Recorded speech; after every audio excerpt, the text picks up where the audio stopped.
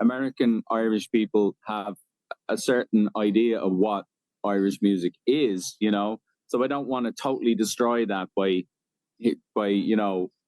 just singing, very personal singer-songwriter kind of songs, which I do have too, and I will throw in a few of them as well, But I feel like I need to meet people halfway.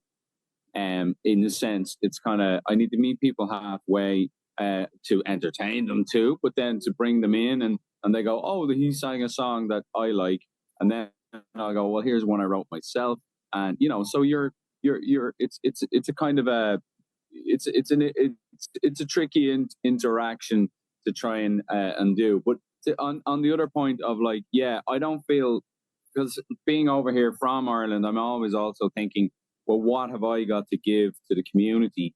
And is it to sing Whiskey in the Jar for the fourth time today? Not always. Sometimes. That was Dublin singer-songwriter Enda Reilly. Hello and welcome to episode 124 of the Irish Baseball Podcast. I'm your host, Rick Becker. We're going to talk about music and Irish history with Enda and how he's adjusting to moving to the United States for his wife. Become a member of the Irish American Baseball Society and you will have access to the Community Network website. You can join at irishbaseball.org. That's where we have conversations about baseball, Ireland, and where I post some of my interviews on video before you can get the audio version on the Irish Baseball Podcast. This interview with Enda Reilly was up on the website in early August. Another hot topic for the Community Network website is the Irish American Baseball Hall of Fame. The Irish American Baseball Society is changing the process for picking candidates for the Hall. Go to the Community Network website and make a suggestion for the Hall of Fame. It could be a manager, player, umpire, executive, broadcaster, or anyone who had a strong connection to the game of baseball and Irish or Irish American culture. In recent years, Brewers manager Pat Murphy, Yankees Hall of Fame pitcher Whitey Ford, Hall of Fame third baseman Wade Boggs, and baseball analyst Brian Kenny have all been inducted into the Irish American Baseball Hall of Fame. Let's get things started with today's conversation. Thanks for joining us, Enda. You're very welcome. Good to be here. Thanks, Rick. Enda is living the musician's lifestyle right now, so if you hear any background noise, it is because he's currently on tour and he is at a rest stop on his way to his next destination. So we really appreciate him giving us a little bit of time here. So I want to start because I saw you for the first time at the Penmar Irish Festival earlier this year in Glen Rock, Pennsylvania, and I was blown away by your ability to write original songs that are in the traditional style and sound like they have been around forever. Like, you have a unique ability to write a modern song that sounds like it has been passed down for generations. Oh, thank you very much. That's high praise. That's what we're going for, I guess. You know what I mean? So, thank you very much. I'm delighted you enjoyed them. Yeah. Because I guess we're part of the tradition, and I learn I try and learn some old songs all the time, in the English language, but also ones that are directly in the Irish language as well, which kind of feel like they're even older, and some of them could be older, and then as a songwriter, I just try and write from all my inspirations, from all, I love the Beatles and I love, Christy Moore and all the, a lot of different things. So then it just becomes a mix, and we're all part of that chain, if you know what I mean. That's just, and you're just trying to add to, because now we have a new perspective, of things. It's always a unique time for anyone to be whenever they're around. So that's kind of what we're doing, and with the technology as well, just trying to use what we have now and see what that means for folk songs or tradition and just keep going with it. So that's kind of what I'm at. So, where are you from? Where did you grow up? And of course, how much did that upbringing influence the type of music that you make? Or did the type of music that you make come along a little later in your development? No, I think it had a lot to do with my type of music. Yeah, so I'm from Dublin in Ireland, which is the capital of Ireland, the south side, a place called Tallaght in Dublin, and it's one of the suburbs of Dublin. And so I went to school in an Irish language school. Not all of the schools in Ireland are fully in the Irish language. Most are mainly in English, and you learn a little bit of Irish. But I was lucky enough that I learned the language directly in school, and there was a lot of music in the school as well. You'd be taught the tin whistle in school, and then I had the opportunity to learn some violin or fiddle and learn some tunes. And then eventually I wanted to sing. I kind of felt drawn to singing. So I learned the guitar as it seemed the best, accompaniment for that, and yeah. So, and we'd be listening to all different types of music on the radio, and yeah. So it's kind of I was drawn to the folk songs and people like Christy Moore or Dick Gahan, singers like that, or Paul Brady, and then it's just kind of following along in those kind of ways, I guess, is what I've been doing. Your suburb of Dublin, where you live, back in 2022, this is a little bit of a tangent. I Yeah. walked the length of Ireland's National Famine Way. I walked from the museum in Strokestown all the way along the Royal Canal, and I ended up at the memorial in downtown Dublin. And Right. I didn't know how long it was going to take me, so I didn't make hotel reservations. Okay, I woke up that morning, I'm like, I think I'm going to be finishing tonight. And the closest hotel I could find was in your suburb. So I had to take a Oh, cab from the famine memorial all the way out to the, I think it might have been like 60 euro or something like that. right. Was it the Yeah, Plaza Hotel or something like that?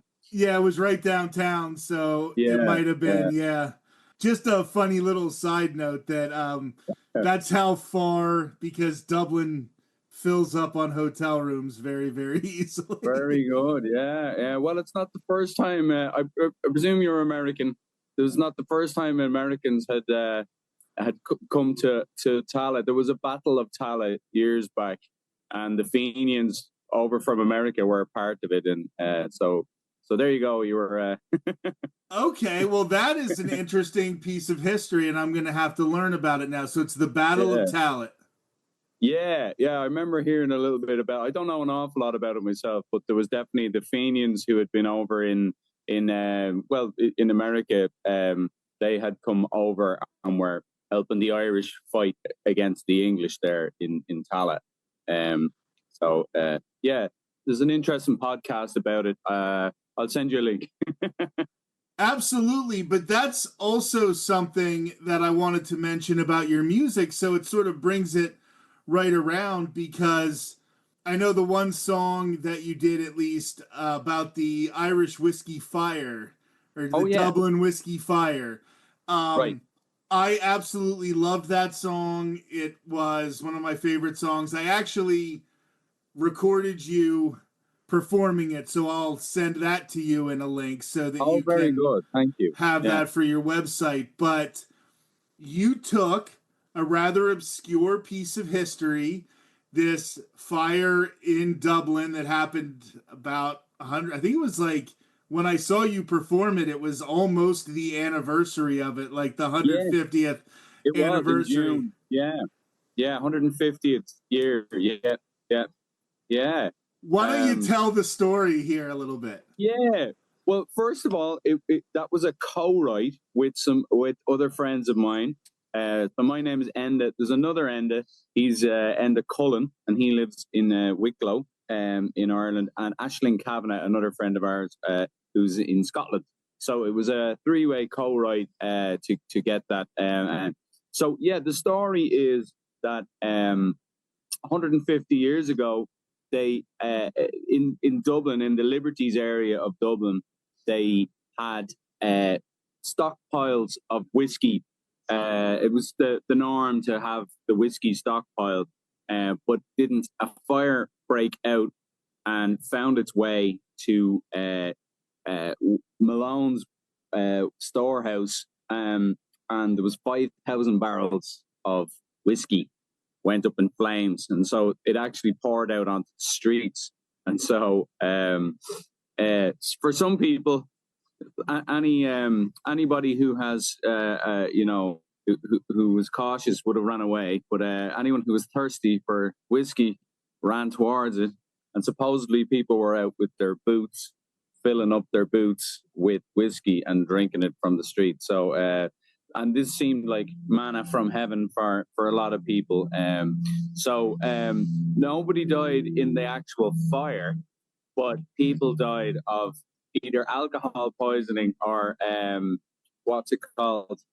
Perhaps it wasn't so sanitary on the streets at that time. So drinking whiskey off the street was not a good idea. So that's the song goes into how they stopped the fire, and Captain Ingram, who was the lead fireman, he ordered all of the manure from the horses to be brought, and they mixed it with gravel, and they create these kind of berms or walls, and they were able to stop the fire that way spreading. So it's an interesting piece of that story of Ireland. And I think one of the things about the song that I really love is it kind of takes that Irish dark sense of humor, or the ability to kind of have a laugh even about a situation that isn't necessarily all happy. Because like you said, 13 people died, but none of them because of the fire. Of the fire, yeah. So it really is expressed in the way that the three of you wrote that song, and it was one of the things that really struck me. Right, yeah, it was something we were, aware of, because we're telling the story as it happened, but also kind of trying to have a lighten up the mood, like the stinking, what is it that Dublin's with.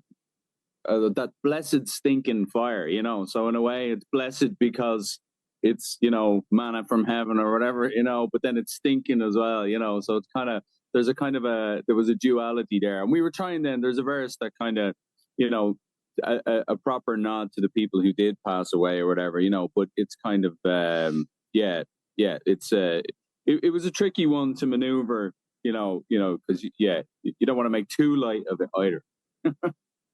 Absolutely, but I thought that, it really hit that Irish sense of humor to, not downplay it, but, we can laugh at ourselves, and that's a fun thing.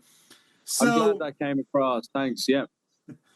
So when you are playing a festival, and you have played a lot of them, and you continue to play a lot of them, do you find it's a balancing act to try to put together your set list?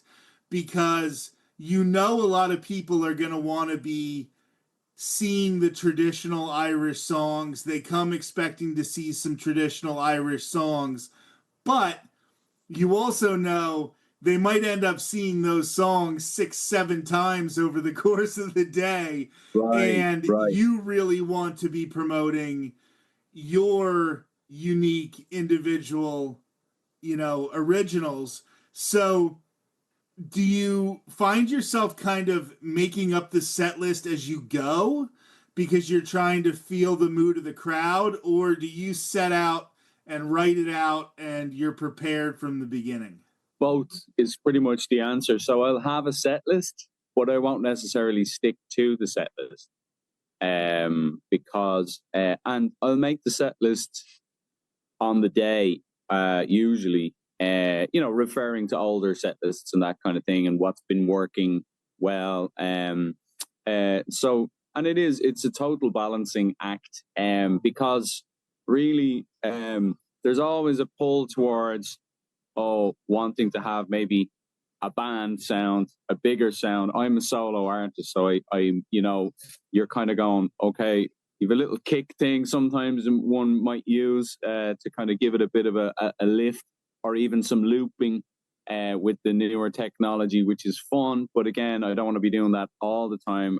Sometimes I'll sing a song a cappella, because that's actually my kind of favorite thing, is just singing, But so it's tricky, because then you've got like songs like Caledonia or The Wild Mountain Thyme, and our Molly Malone people, that one works, So I do sing these songs as a way to kind of link me back, and give people what, because a lot of people will be going, well, we want the Irish music, and American Irish people have a certain idea of what Irish music is, So I don't want to totally destroy that by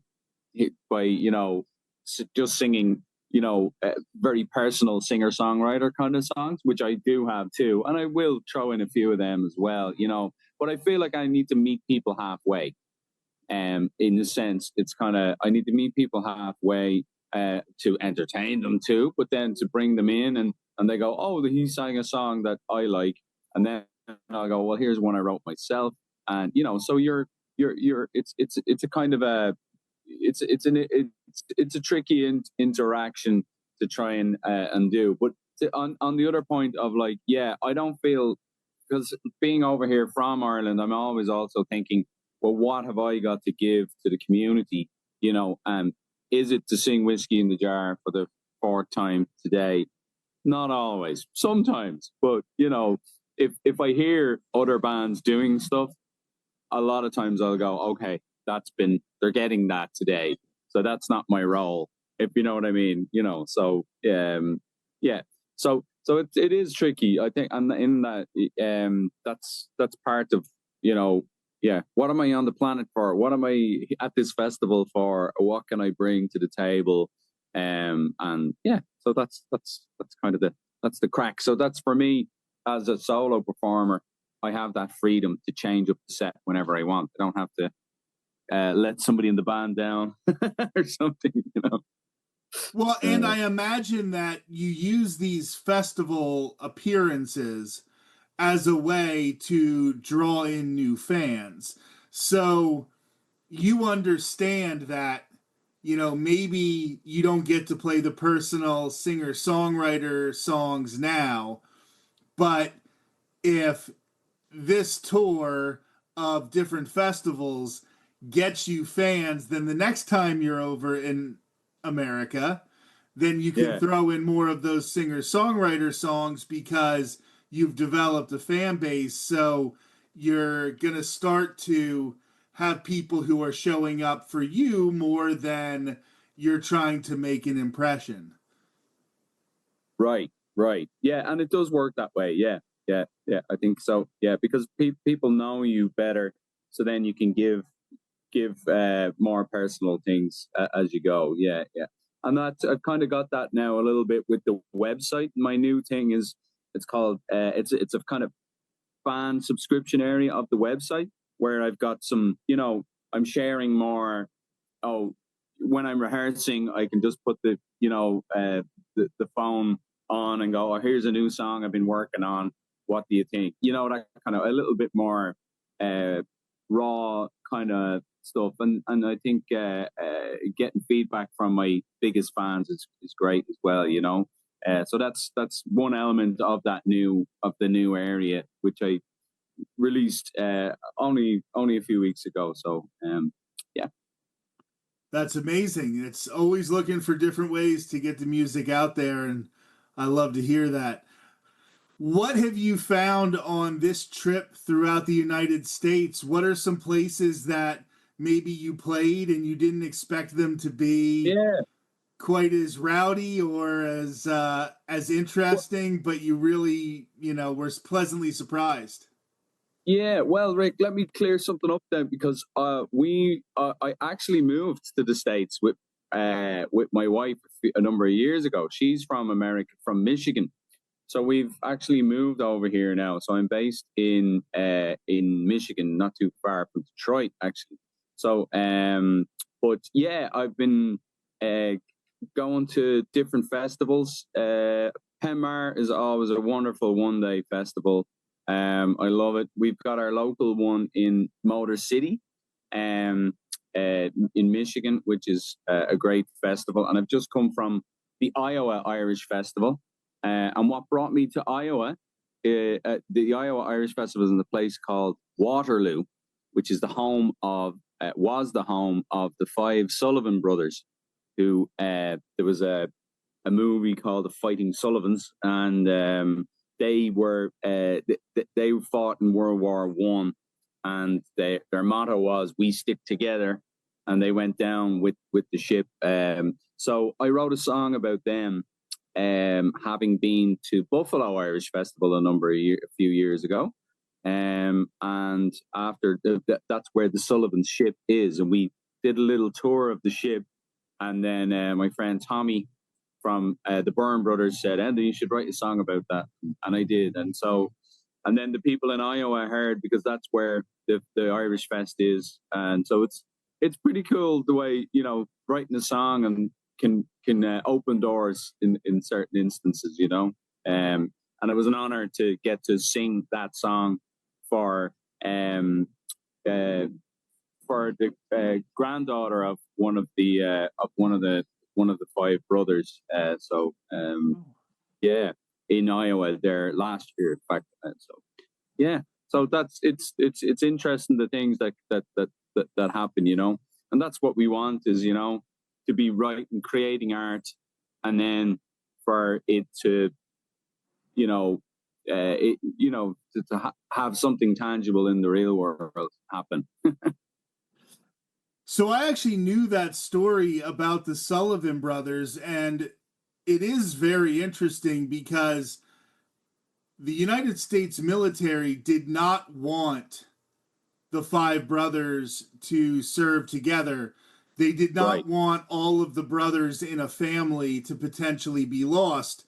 So it was really rare for them to not only send five brothers, but to send them to the same place. And they had to almost fight, like you said, to stick Yeah. together. So the their mother became a 5 gold star mother, and that was, I think, the only one, or not many people lost that many children, because they just didn't allow that many children to go Right. together. So it definitely is a unique story, and I guess I never put the two and two together, but I guess they probably were Irish American with a last name Yeah, like they were. Sullivan. Yeah, they were. They were very Irish American. They kind of, there's actually a little recording of them singing an Irish song. I can't remember which one now.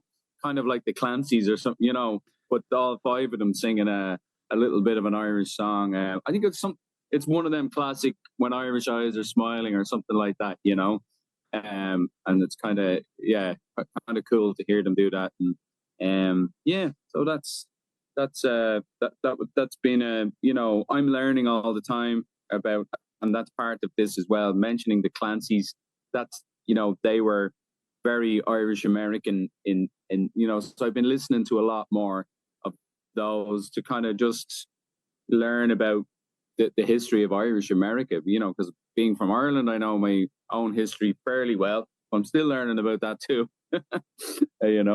So, but it's good to, know what, look back and to see the history of Irish music in America, because it has its own story to tell as well.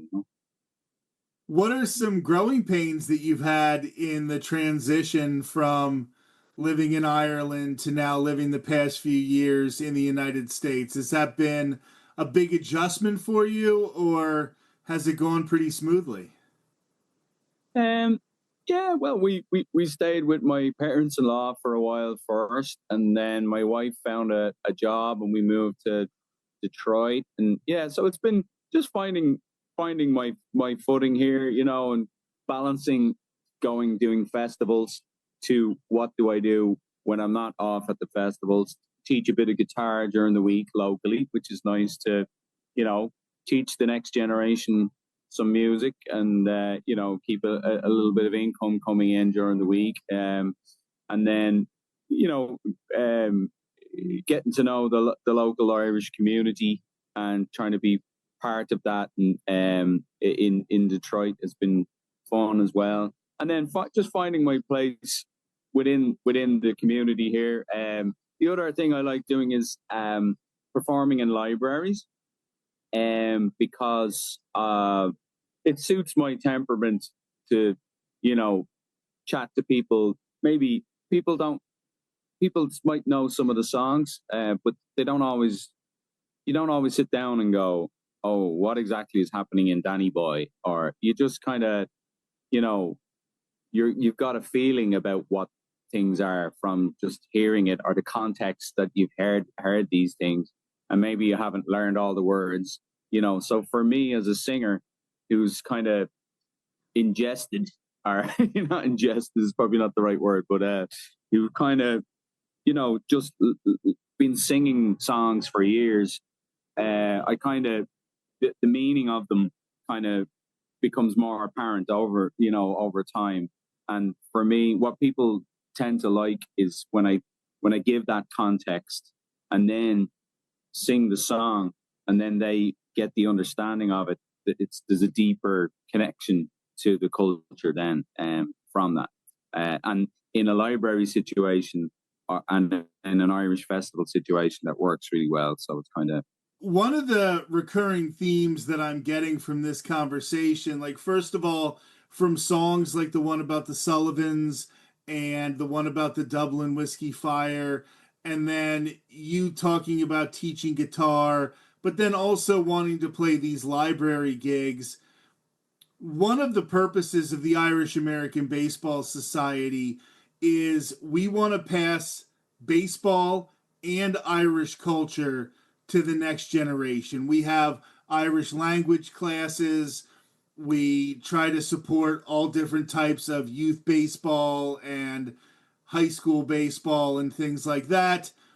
But also, we just want to preserve the culture. So sometimes we'll just talk about different Irish topics so that the next generation is learning about these things. And that really seems to be a focus of what you're doing musically, is you're not just taking the traditional Irish songs, you're taking the traditional Irish style and writing new songs, and you're telling the stories behind those traditional Irish songs.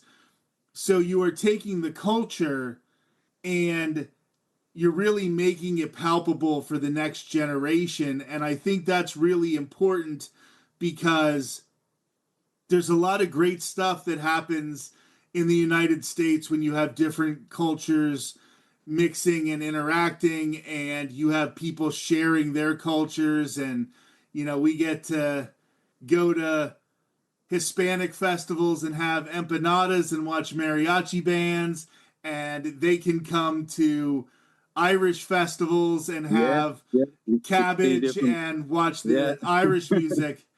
So, do you think that preserving the culture and preserving this way of life, this type of music, is something that is a real focus of yours when you're writing? Yeah, I think so. I mean, it's partly my own interest in where, what connects me to Ireland. And now, having left Ireland, it becomes even more of a focus of something to connect you back, you know. But, I'm not alone in that. I feel everyone's looking for meaning in life, and having that, oh, where did my people come from, and go, oh, they came from Ireland. It's like you want to naturally just learn more about that. But I guess I'm looking at aspects of mythology or folklore or history, that and putting them into songs, maybe aspects that hadn't been looked at in songwriting, maybe in Irish songs before as well. So that's kind of what I'm using.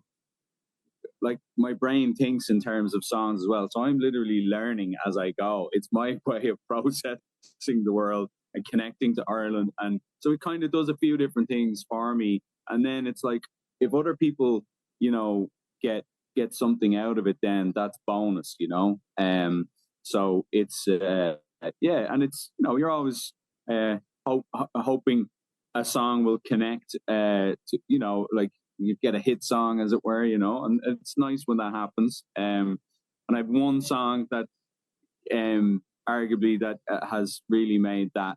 It was a co-write with Aoife Scott, and she has been singing it. I do my own version as well. It's called All Along the Wild Atlantic Way, and Aoife got it to #1 in Ireland a number of years ago. And at the Irish festivals, most people would know it. So it was a great calling card for me going to the festivals. People go, "Oh, I like that song," and so it's great to have the song kind of as an advocate for me beforehand. Yeah. So, what's one or two things that you really miss from Ireland? Oh, one or two things. I think when you're doing, I think when I lived in Dublin, and this could just, I think it is fairly unique to Ireland. Well, it's when I lived in Dublin, for example, as a musician, I could be out and I might have a gig or a show or something, but then I might have anything after that. And just you could have a great evening and you wouldn't know where you'd end up, in some pub on the other side of town or something, because someone's playing over there. These kind of not a kind of a rambling evening where you weren't expecting to end up at an outdoor show in a park, or in a pub having a sing song with some people, or whereas I feel in America, because there's bigger distances between things, you kind of have to be more mindful of, okay, we booked our tickets for this event and we're going, and and then the event is over and we go home. Whereas in Ireland, it's like in Dublin, because we lived in Dublin, you could walk home. It was like there was no rush to go home. So that could just be, but for me, that's been a thing I miss. And when I go back, it's nice to kind of, some of my friends are still out there and, performing in pubs in Dublin, and in a more relaxed fashion. Sometimes it's not so professional in terms of, they're loading in the equipment. It's more acoustic, as if, everything is a bit more chilled and that kind of thing. So, so that's something that's different, and that's pretty cool about Dublin anyway, but other areas of Ireland too, So I kind of miss that. Obviously, I miss my family, my ma, and my brothers and sister, and but I get to see them every now and then, So that's good. But yeah, so they'd be the main things I'm missing. And I know the cheese. That's the one thing I still miss. Cheese, right. The cheese is so, the dairy products in general are just so much better over there. I think that you'll find, as you're here longer, that some of the bigger American cities, if you're staying in the city, you'll end up having nights like that. It's a city thing, perhaps. Yeah. But the thing is, Dublin's so walkable as well. You don't have to get in the car, or it's all about getting the bus. Right? And I know some cities are here like that, but not Detroit, being the motor city. No, yeah, it's definitely more of an East Coast thing than some of the Midwestern cities. Enda, this is a really great conversation. Why don't you let everybody know where they can go to hear more of your music and to find out when you're playing in different areas? Yeah, so my website is the best place, endareilly.com, which is ENDAREILLY.com. And there you can join up my mailing list, and I send out more details. But there's a tab that shows my shows, so you can keep an eye on where I'm performing there. And also once a month or so, I do a live stream show, usually on a Saturday or Sunday at noon Eastern time, because that means it's 5 o'clock in Ireland, and so I can get people tune in from Ireland and from America. And during COVID, I was doing it weekly, but I've kind of scaled it back to monthly. A lot of people were doing it and then just stopped, but I get a nice a buzz out of it, if you know what I mean. It's I find it really fun to do, and I don't know that kind of one. I usually don't have a set list. There might be a few songs, or people request the song, and so every time it's a bit different, you know. So that's where people can get me, at the website endareilly.com.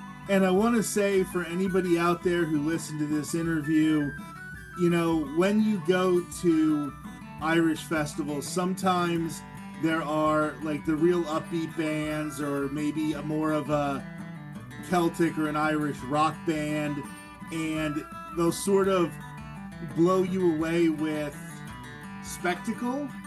When I saw Enda, he blew me away with his songwriting and with just the way he performs, that he could be on stage, just him and a guitar, and it could really make you, you know, in awe just as much as people who are bringing a lot of bells and whistles. So I really think it is worth it. Take the time, check out his music. Enda, thank you so much for being on the show. You're very welcome. Thanks, Rick. I'm your host, Rick Becker, and this has been episode 124 of the Irish Baseball Podcast.